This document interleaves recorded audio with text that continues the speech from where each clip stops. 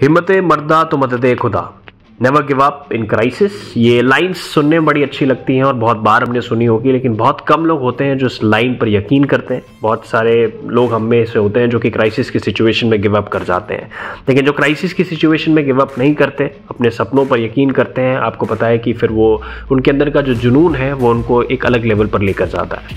ये कहानी मैं आपको सुनाने वाला हूँ आयरन मैन स्पोर्टिंग इवेंट से। अभी आयरन मैन स्पोर्टिंग इवेंट क्या है ये भी आपको बताएंगे आने वाले सेक्शंस में, और उसके अलावा ये कहानी किसके बारे में भी है, जिसके बारे में मैं काफ़ी कहावतें कह रहा हूँ, काफ़ी लाइंस कह रहा हूँ, वो कौन शख्स है वो भी आपको बताएंगे।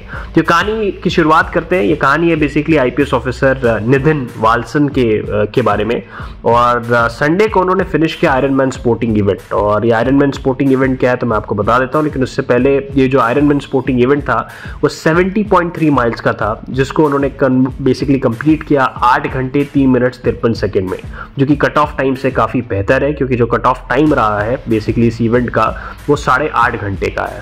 अब आयरन मैन स्पोर्टिंग इवेंट क्या होता है मैं आपको बता देता हूँ। ये बेसिकली 70.3 माइल्स का स्पोर्टिंग इवेंट होता है, जिसमें 1.9 किलोमीटर की स्विमिंग होती है, 90 किलोमीटर तक साइकिलिंग होती है और 21 किलोमीटर तक रनिंग होती है। और ये आपको बैक टू बैक करना होता है, जो आपके स्टिपुलेटेड टाइम पीरियड होता है उसमें आपको खत्म करना होता है इसको।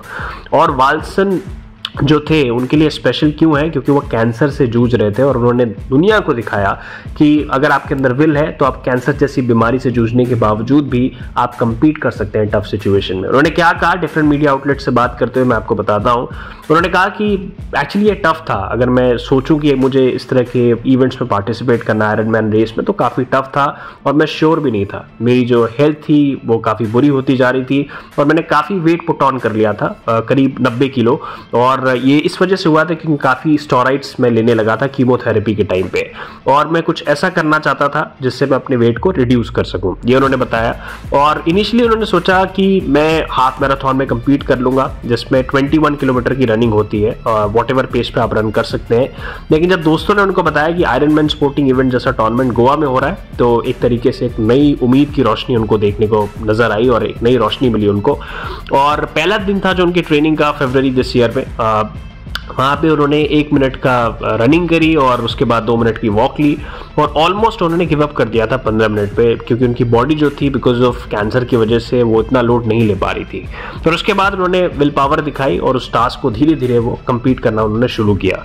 उन्होंने और क्या कहा अपनी ट्रेनिंग से जुड़े मैं आपको बताता हूँ। उन्होंने कहा आइडिया यही था कि ट्राई करते हैं, और उन्होंने कहा कि जब उनको प्रोसेस में मजा आने लगा तो एक तरीके से वो जिंदगी का पार्ट बन गया वो पर्टिकुलर प्रोसेस ट्रेनिंग का। उन्होंने कहा कि मैं समय पर सोता था, अपने ऑफिस वर्क की वजह से ट्रेन करता था अर्ली मॉर्निंग में, और जब सब लोग सो रहे होते थे तो वो ट्रेनिंग कर रहे होते थे। उन्होंने कहा कि अक्टूबर में जब पुलिस ऑफिसर जो उन्होंने कहा कि मैं कन्विंस था कि मैं आयरन मैन का जो 70.3 का जो टेस्ट है उसको पास कर सकता हूँ, तो उसके बारे में उनकी क्या बेसिकली सोच थी ये भी उन्होंने बताया कि मुझे लगा कि मैं कर जाऊंगा आराम से, और मैं दुनिया को दिखाऊंगा कि हम कुछ भी अचीव कर सकते हैं। और कैंसर जैसी बीमारी जो मोस्टली आपको पता है कि कैंसर की जब बीमारी किसी को होती है तो मोर्टेलिटी रेट जो है वो चांसेस ज़्यादा हो जाते हैं और डर होता है कि वो इंसान बचेगा या नहीं बचेगा। तो जो कहानी है बेसिकली नितिन वाल्सन की, जिन्होंने ना सिर्फ कम्पीट किया कैंसर जैसी बीमारी से जूझने के बाद भी, उन्होंने दिखाया दुनिया को कि हमें एक्सक्यूजेस नहीं बनाने चाहिए, हमें टफ सिचुएशंस में गिव अप नहीं करना चाहिए और अपने ऊपर बिलीव रखना चाहिए, क्योंकि बिलीव ही इंसान को आगे लेकर जाता है। उम्मीद करते हैं कहानी आपको इंस्पायर करेगी और आप भी अपनी जिंदगी में बेहतर करेंगे, अच्छा करेंगे। अगर आपको कहानी पसंद आई तो चैनल को सब्सक्राइब करना ना भूलिएगा। आपसे फिर मुलाकात होगी नेक्स्ट वीडियो।